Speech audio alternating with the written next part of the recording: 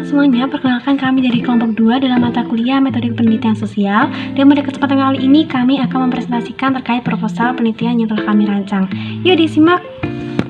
Yang pertama adalah latar belakang. Penelitian ini dilatar belakangi dengan adanya penurunan minat mahasiswa dalam mengikuti organisasi yang dilandaskan dari penelitian sebelumnya yang mengatakan bahwa mahasiswa sering merasa kelelahan karena harus mengikuti organisasi dan juga menjalankan kehidupan kuliah. Selain itu, landasan lainnya didapatkan data mengenai penurunan jumlah mahasiswa yang mengikuti organisasi dari tahun sebelumnya dan tahun ini. Selain itu, yang melatar belakangi adanya penurunan minat mahasiswa dalam mengikuti organisasi, selain jadwal organisasi yang mengakibatkan mahasiswa sering merasa kelelahan, terdapat pula mahasiswa juga mengeluhkan biaya yang lebih tinggi dalam mengikuti organisasi. Yang kedua, sulitnya transportasi bagi mereka yang tinggal jauh, dan yang ketiga, masalah dalam memanajemen waktu. Rumusan masalah pada penelitian ini yakni bagaimana minat mahasiswa ilmu administrasi negara dalam mengikuti organisasi. Tujuan dari penelitian ini adalah untuk menguji teori faktor minat yang memprediksi jumlah mahasiswa yang mengikuti organisasi di Prodi Ilmu Administrasi Negara FISIP UNS. Manfaat dari penelitian ini adalah untuk mengetahui minat mahasiswa dalam mengikuti organisasi dan mengetahui faktor penghambat dan mendukung mahasiswa Ilmu Administrasi Negara FISIP UNS dalam mengikuti organisasi. Bab selanjutnya adalah tinjauan pustaka. Yang pertama ada teori minat. Dijelaskan menurut W.S. Winkel, minat adalah kecenderungan yang agak menetap untuk merasa tertarik pada bidang-bidang tertentu. Yang kedua, teori motivasi. Teori Ryan dan Deci mengenai self-determination theory.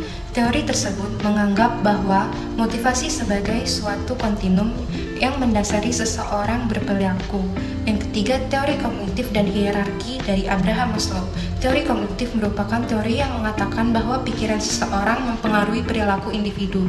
Sedangkan teori hierarki mengatakan bahwa kebutuhan manusia dibagi menjadi 5 tingkatan dari rendah ke tinggi. Yang keempat, teori mahasiswa. Menurut Ardiana, Elsa, dan Putra, mahasiswa merupakan sivitas akademika yang mempunyai kesadaran untuk mengembangkan potensi. Teori mengikuti organisasi. Terdapat 2 pertimbangan mahasiswa mengikuti organisasi. Yang pertama, faktor internal dari dalam diri mahasiswa, yaitu adanya kemampuan komunikasi yang meningkat dan berkembang apabila mengikuti organisasi. Yang kedua, faktor eksternal, yaitu dari motivasi senior dan ada kegiatan yang menarik sehingga menambah pengalaman baru dan pengalaman tersebut tidak akan didapatkan di dalam kelas. Selanjutnya, teori partisipasi. Partisipasi sebagai keterlibatan emosi dan pikiran seseorang dalam memberikan sumbangan ke suatu kelompok untuk mencapai tujuan bersama melalui kerjasama. Teori fungsi organisasi kemahasiswaan. Organisasi adalah sarana manajemen mengkoordinasikan sumber bahan dan sumber daya manusia melalui pola struktur formal dari tugas-tugas dan wewenang. Selanjutnya, organisasi kemahasiswaan berfungsi untuk melatih mahasiswa agar siap terjun langsung di masyarakat, berani untuk menyampaikan pendapat, mengambil keputusan secara tepat, dan sebagai langkah strategis untuk mewujudkan legitimasi mahasiswa. Selanjutnya, yakni metode. Yang pertama adalah teknik pengambilan data. Pengambilan data ini dibagi menjadi 2, yakni kuantitatif dan kualitatif.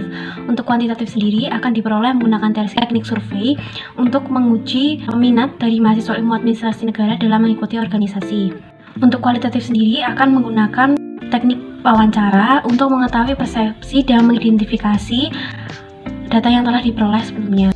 Yang kedua yakni populasi dan sampel. Populasi dari penelitian ini adalah seluruh mahasiswa ilmu administrasi negara, Fakultas Ilmu Sosial dan Politik Universitas 11 Maret. Dan untuk sampelnya yakni mahasiswa ilmu administrasi negara FISIP UNS angkatan 2020 dan 2021.